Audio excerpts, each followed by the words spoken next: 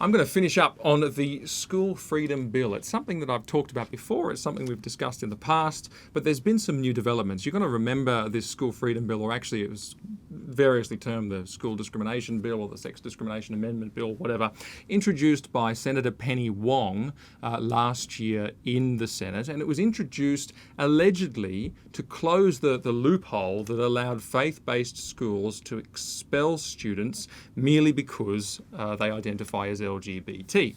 Now, there's a couple of points about that. The first one is, as we know, there's no evidence that any faith-based school has ever done that, and all the Christian schooling movements combine to say they don't want that right, they won't use that right, it's not something that they do, it's in none of their policies. So there was that. So why all of the bluster and the hurry to push this through the Parliament? Well, it turns out that the bill that was presented was far more than that. It did far more than prevent a school from expelling a kid because of their LGBT status.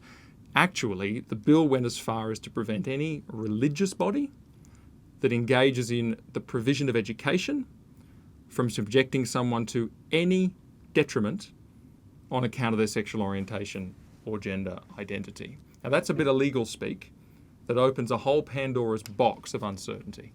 It opens these concerns and uncertainties. For example, what actually does detriment mean? Because that's a pretty broad term. Is there going to be litigation alleging that detriment has been done to an LGBT student because, say, the school taught biblical sexual ethics?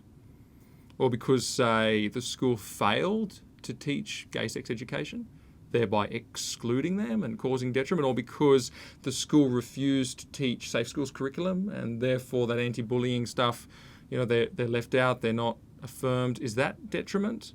Or having behavioural policies enforced on the student body that reflect Christian teaching, is that detriment? Or failing to have a transgender bathroom, not to accommodate the needs of a transgender student, is that detriment?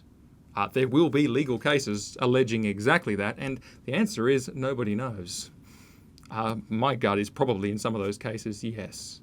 But it remains to be seen. Subject of litigation in which religious schools will be raked over the coals, taken through the courts, challenged to change their beliefs and their ethos so that actually their ability to even exist is compromised. But I said religious schools. Is it just religious schools? It's interesting that the amendments proposed in Senator Penny Wong's bill actually targeted religious bodies more generally.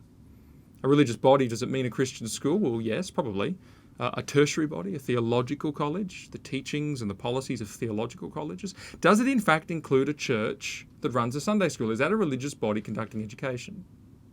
Does it include a church that teaches the Bible in its sermons? Does in fact this law reach into the pulpit? All of these were the concerns that were raised, very legitimate concerns that were raised about the bill.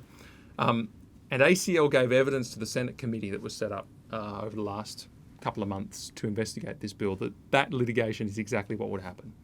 That if a religious body, especially a school in this case, wanted to enshrine religious beliefs in the school policies and enforce them, and it wanted to teach Christian belief in the school community, then that would definitely lead to litigation and pressure.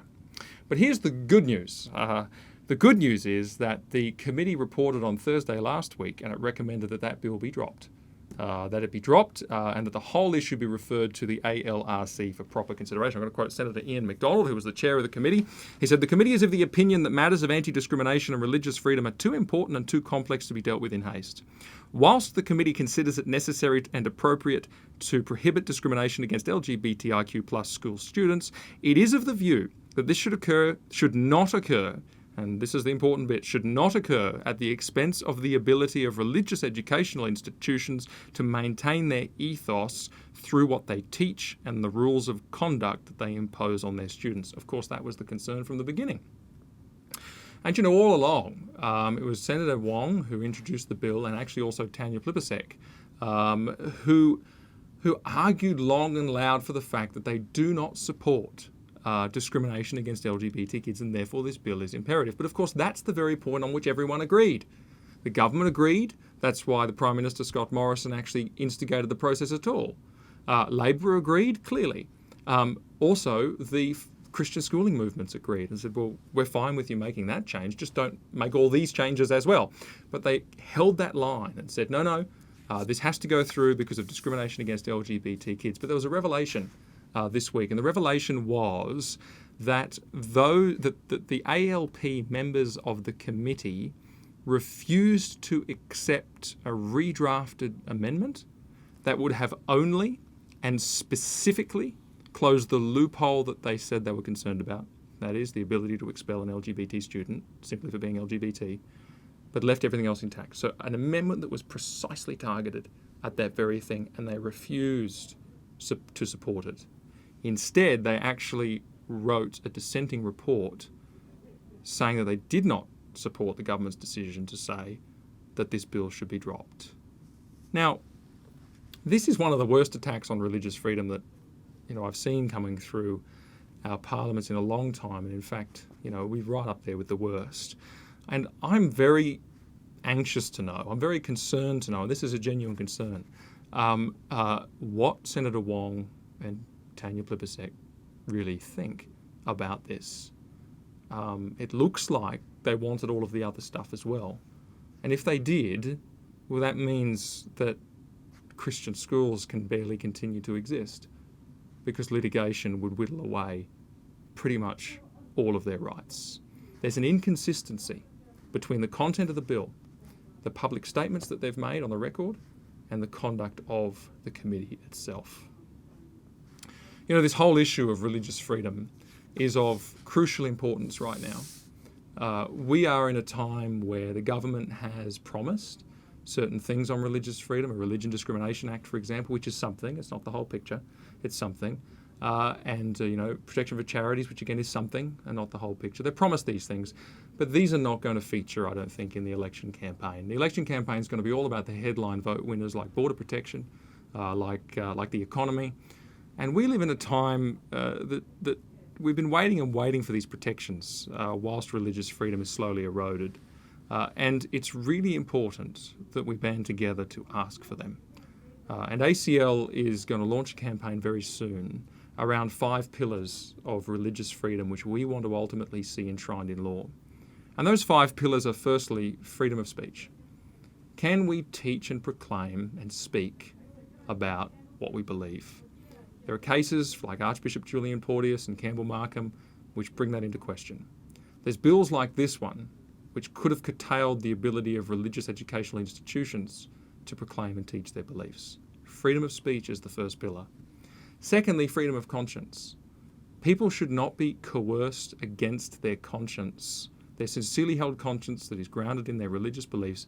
They shouldn't be forced to perform abortions or refer people for abortions. They shouldn't be forced to conduct business for ceremonies and activities that they cannot in good conscience.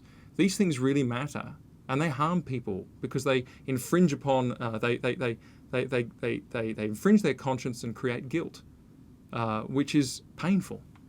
Conscience must be protected. Thirdly, association.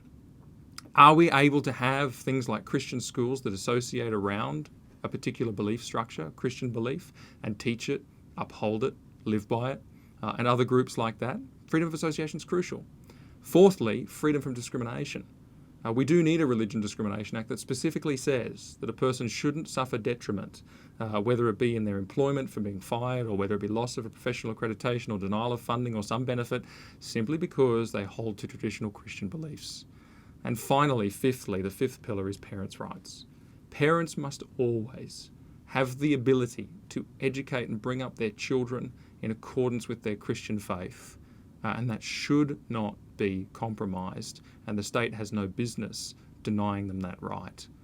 And so those are the 5 pillars: speech, conscience, association, discrimination, and parents.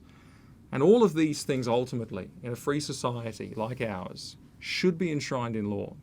And they should specifically enshrine freedom around sexual orientation, gender identity, marriage and family beliefs, because that happens to be, and life as well actually, those happen to be the things that are of extreme controversy and causing all the trouble right now. And the courts haven't necessarily agreed that they are intrinsically, necessarily religious beliefs, which creates all kinds of issues.